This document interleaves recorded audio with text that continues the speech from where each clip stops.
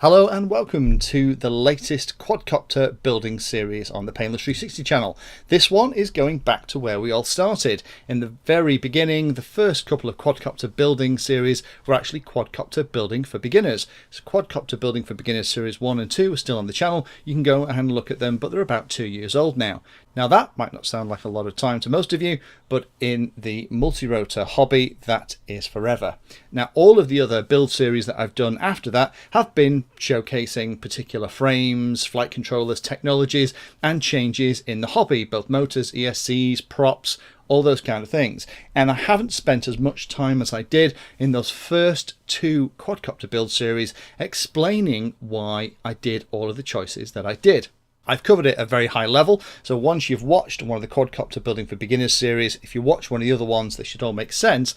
But I think it's high time that I got some modern technology in and did another quadcopter building for beginners series. So in this series, I'm going to take it a lot slower than I have in the other ones so far. And each of the steps we're going to go through, I'm not only going to show you how I've done it, but also talk a little bit about the background, about why I might have chosen particular motors, why I might have chosen particular props, ESCs, flight controllers, frames, radio systems, camera systems, and FPV setups, even antennas.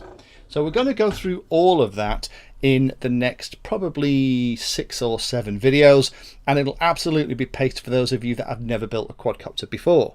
Now, a question I get asked a lot is why build a quadcopter when an awful lot of the ready to fly quads, and there are lots of reviews here on the channel that you can go and have a look at, are so blooming good already? And the answer is it's entirely up to you. Some people like me really love building quadcopters and get as much a kick out the hobby building the things as I do flying them.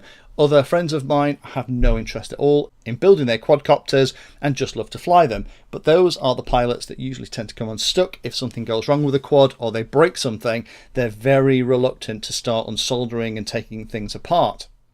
So if you do take the trouble to build a quadcopter and follow along with this series, at the end you'll have a quadcopter that works beautifully, but also by knowing how it all goes together and how you've put it together in the first place and got it flying, if it subsequently develops a fault or you have a nasty crash and destroy something, then it's not going to be too onerous for you to pull out the hex drivers, pliers and soldering iron and actually fix and replace the components that need doing on the frame.